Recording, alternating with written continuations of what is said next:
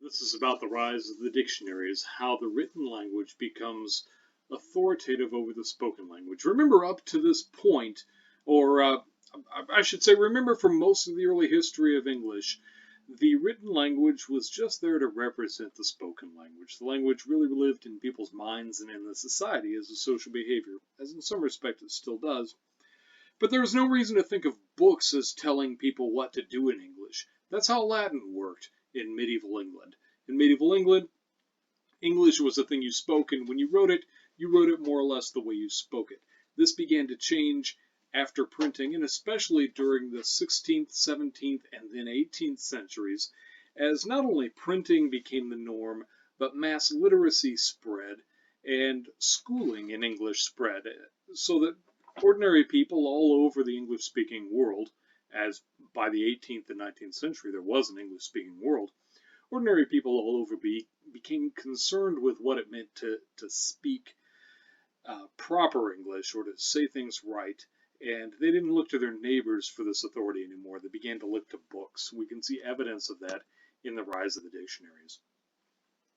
Right here, there's a list. These are all links. I will provide them to you in the Blackboard shell of, uh, of dictionaries in a certain historical order and take you directly to the the links to those dictionaries as I've got them. You can explore this on your own. Remember that the idea of listing words and explaining them is not really a new one. In the early Middle Ages, in fact, some of the earliest written records of English in books are in glossaries. This is the so-called corpus glossary, and it's a list of words that are hard in Latin, and most of them are actually glossed with easier words in Latin until you get down to some things that are a little bit folksy. So, for example, hazelnut is there in English, and walnut, and so forth. And this sufficed really as a dictionary in English for quite a long time. The first printed dictionaries that we see in the era of schooling from the 1600s and so are really aimed at the same thing. Shortly after 1600, during the era when Latin borrowings were coming fast and hard into English, they were showing up so rapidly that people needed to keep track of them. And here we've got a prominent early hard word list. This is a dictionary, but it's really just a glossary of the new Latin words that are coming into English. You can find it here on the Internet Archive. Of course, it's probably digitized at the Bodleian too. But if you're not familiar with the Internet Archive, my gosh, use it to gather old books. It's an incredible resource. If we go a few pages into this book to where things are really getting started and zoom in to where it's legible, you begin to see something of the character of the character of this collection of words. All of these are difficult words in Latin that are explained in English. There's no presumption here that anyone would want the word apple explained or defined. Instead, we've got the term abrenunciation or forsaking and so forth. Abhorrency, a loathing or avoiding out of disdain. This is strictly for highfalutin words that either are borrowed from Latin or, as was the fashion at the time, are made up out of Latin parts so that people can expand their vocabulary and either play a fun intellectual game or show off and feel smart, or strive for some precision of expression that wasn't already available to folks. By the middle and end of the 1600s, we start getting dictionaries of other kinds of obscure words. There is the Dictionary in the Terms Ancient and Modern of the Canting Crew and its several tribes, gypsies, beggars, thieves, cheats, and etc. And this particular one is published quasi-anonymously by somebody named B.E., and you can go find the title page. And it's strictly about words from the underworld and slang terms. So we've got fumbler, an unperforming husband, one that is insufficient, a weak brother, and Fumbler's Hall, which is where you keep such people. These are a valuable resource because they help us understand a lot about semantic change. Here we have fun, and we find out that fun is not at all a pleasant or fun word It's a pretty nasty word in early modern English, as it was in fact for Chaucer in the later Middle Ages. It, as you'll remember, in the Reeve's Tale, which is a nasty tale to begin with, um, either Alan or John calls the other one thou fun, and he's calling him an idiot. He's not calling him anything that we think of as fun. We've got all kinds of good stuff here. Froglanders, Dutchmen, frolics, lewd or merry pranks, and this is actually a pretty clean page. You find all sorts of awful things in this. But this is the character of lexicography in the early modern era. Through the 1600s, people found it valuable to write books listing words that most people didn't understand and explaining them. But people weren't busy trying to categorize the entire language. This had something to do with, I shouldn't say categorize the language. People weren't busy trying to offer a systematic understanding of how the words in the language worked, where they came from, how meanings influenced each other and fit together. This is not a scientific project. This is sort of a cultural project.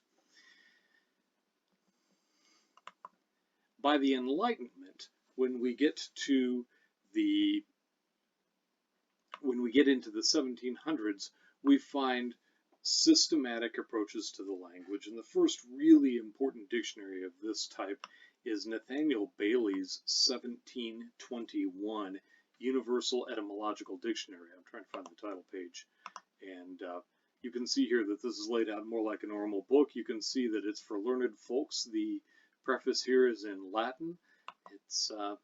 And it is a universal etymological English dictionary, and it's particularly concerned with showing where words come from. And that's something that's recently become possible thanks to the growth of historical linguistics, or the birth of historical linguistics during the Enlightenment. Here we have both hard words, eccentric, for example, and ekphysis, and we have pretty ordinary words like echo and eatable, that which may be eaten, to eat, which means to feed on something.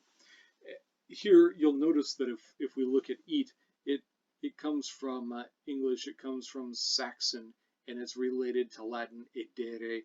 Now, in 1721, Nathaniel Bailey isn't able to take advantage fully of Grimm's Law, but if you know Grimm's Law, you can say, aha, Latin edere and English eat are related, though of course one does not come from the other. Grimm's Law shows us they both evolved independently from Proto-Indo-European roots. That's something we can discern by looking back on this. This was the most popular dictionary of the 18th century, and if you really want to know what people thought words meant in the 1700s, this is a dictionary you ought to look at. It was updated and re-updated until 1802, I think, until shortly after 1800. The most famous dictionary of this era, and the one with the most enduring influence, is Samuel Johnson's General Dictionary from 1755, and you can see that it's got a really modern look to it, and it's got a lovely picture of Samuel Johnson himself. His esteem was such that he is known to posterity simply as the Doctor. When people from the 18th century talk about the Doctor, which means the esteemed teacher, they're talking about Samuel Johnson. This book's brilliant, and you'll find here that we have, our resolution just isn't very good, that we have, oh goodness, we have bubbler, a slang term meaning a cheat. We also have buckle, a link of metal with a tongue or catch. This is a dictionary that is designed to present the accepted and generalized meanings of the ordinary vocabulary of English to regular people. And it's founded on the idea that you discern the meaning through a lengthy experience of the language. And here we've got a record of that. The definition of bucket is backed up with examples of its usage in Shakespeare, in Dryden and in Swift. So Swift is contemporary, roughly, with Johnson, and of course Shakespeare's 100 years old to Johnson. So from his point of view, he's looking at modern authors, much as we would think of someone writing only 100 years ago as a pretty modern author, and using them to bolster his authority in declaring what a bucket means, or anything else in this dictionary for that matter. This is still the basic principle that the Oxford English Dictionary employs. You can always find a list of examples from published texts that demonstrate how the lexicographers came to their conclusion about what a word means. They look at it in context. The other most famous dictionary of the era is Noah Webster's Compendious Dictionary of the English Language, a relative latecomer. This is from 1806. And what's most interesting about Webster's dictionary is that it's an American dictionary. And we're going to come back to this page in a moment. I want us to look at the very beginning. You can read the preface, and you should always read the preface to your dictionaries. You ought to know what theories these are founded on. Noah Webster had a particular project in mind.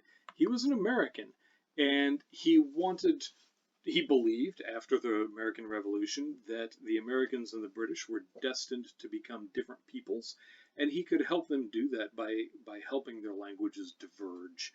And at the same time, he recognized that English spelling was a mess. Therefore, in his dictionary, he wrote a dictionary in which 5,000 words are added to the number found in the best English compends, because after all, we need American vocabulary. The orthography is, in some instances, corrected and the pronunciation marked. He set about spelling reform. That's orthography, is your spelling. As an American lexicographer, he wanted to offer up a description of American vocabulary, and as a modern man, he wanted to offer up a better idea about how to spell things than we had in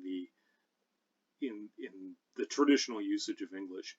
We can find one of his spellings back here. Where was I? If we go back to 308, when in doubt, 308, and if we zoom in, we will find, blast.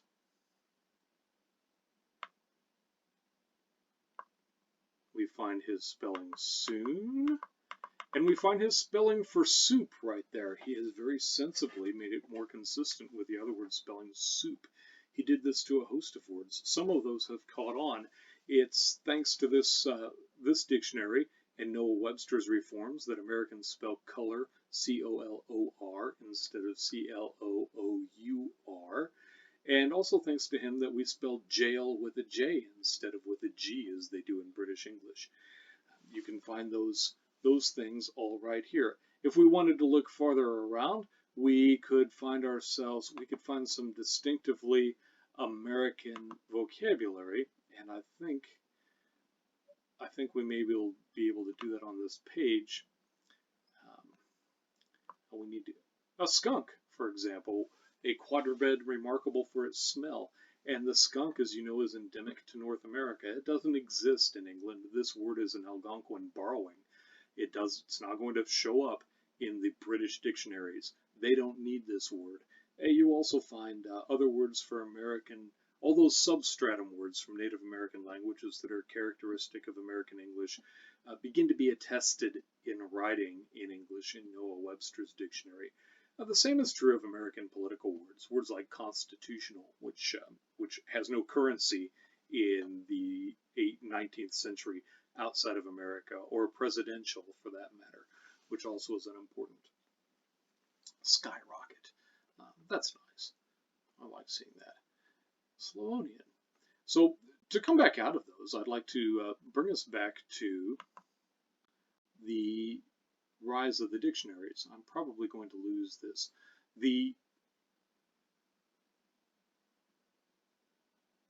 I'm going to pause right there and decide whether to add this to my next film. So We've been on a tour of those dictionaries, and in the next film, you're going to find film. And then now you've been on a tour of the first generation of proto-dictionaries. There are many more, by the way, especially early modern dictionaries of Kant. They're fascinating.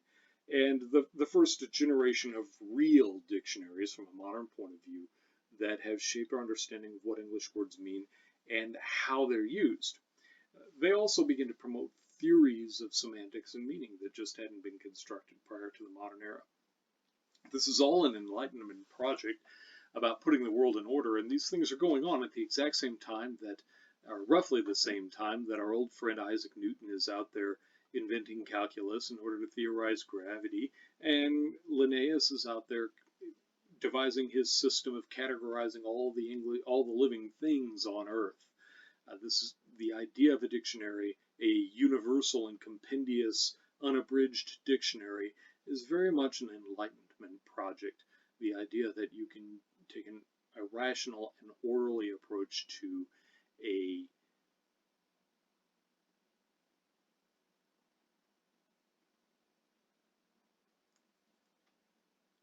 an Enlightenment project based on the idea that you can take a rational and orderly approach to something as chaotic as a human behavior like language.